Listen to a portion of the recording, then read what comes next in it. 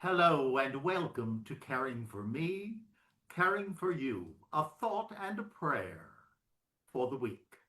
I'm Greg Johnson. I'm the president and CEO of GJP International, based in New York and here in Bali, where Donnie and I are presently working with the Sahaja Foundation Bali for family caregiving.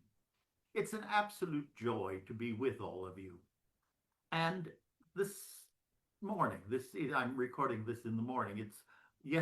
For you, it's still Saturday night. For me, it's already Sunday.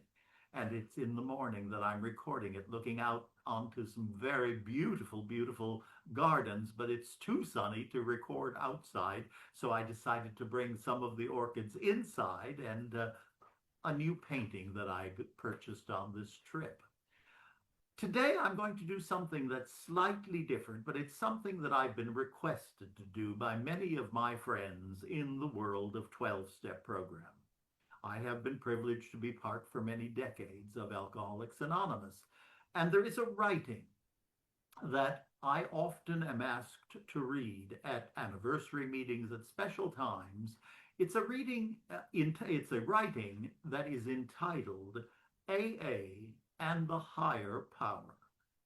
AA is a spiritual program, and it is one that has been miraculous. I love being part of it because I like being a miracle and I love being around other miracles.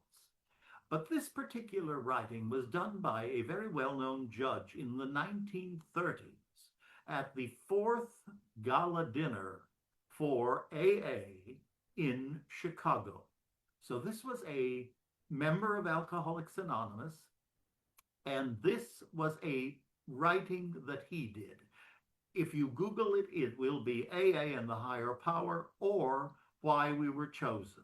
I tend to like the title AA and the Higher Power because this reading helps us to understand the essence of the program, the essence of recovery, and the gift of recovery. So, if you will, AA and the Higher Power. God in his wisdom selected this group of men and women to be purveyors of his goodness. In selecting them through whom to bring about the phenomenon, he went not to the proud, the mighty, the famous, or the brilliant. He went instead to the humble, to the sick, to the unfortunate. He went right to the drunkard, the so-called weakling of the world. Well might he have said the following words to each of us. Unto your weak and feeble hands I have entrusted a power beyond estimate. To you has been given that which has been denied the most learned of your fellows. Not to scientists or statesmen, not to wives or mothers, not even to my priests or ministers, have I given this gift of healing other alcoholics, which I entrust to you. It must be used unselfishly. It carries with it grave responsibility. No day can be too long, no demands upon your time can be too urgent. No case can be too pitiful, no task too hard, no effort too great. It must be used with tolerance. For what I have restricted its application to no race, no creed, and no denomination. Personal criticism you must expect. Lack of appreciation will be common. Ridicule will be your lot. Your motives will be misjudged. You must be prepared for adversity. For what men call adversity is the ladder you must use to ascend the rungs towards spiritual perfection. And remember, in the exercise of this power, I shall not exact from you beyond your capabilities. You are not selected because of exceptional talents, and be careful always, if success attends your efforts, not to ascribe to personal superiority, that to which you can lay claim only by virtue of my gift. If I had wanted learned men to accomplish this mission, this power would have been entrusted to the physician and the scientist. If I had wanted eloquent men, there would have been many anxious for the assignment. For talk is the easiest used of all talents, with which I have endowed mankind.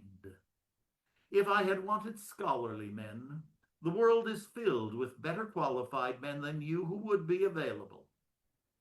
You were selected because you have been the outcasts of the world. And your long experience as drunkards has made or should make you humbly alert to the cries of distress that come from the lonely hearts of alcoholics everywhere. Keep ever in mind the admission you made on the day of your profession in AA, namely that you are powerless and that it was only with your willingness to turn your life and will unto my keeping that relief came to you. And it is so. And now there is only one prayer that I can possibly think of to end caring for me, caring for you, a thought and a prayer for the weak. Yes, the Serenity Prayer. Will you join me, please? Let's take a deep breath. Connect with the divine within, that one presence and one power in me, in you, in each and every particle in the world. God, grant me the serenity to accept the things I cannot change, courage to change the things I can, and the wisdom to know the difference. Your will, not mine, be done. Amen. Thank you for joining me today. And as we always say in our broadcasts, onward in love and caregiving. Namaste. And since I'm here in Bali, I shall indeed say, Tuhan memberkati. God bless. And I'll see you real soon. I'm back in New York, November 1st. God bless.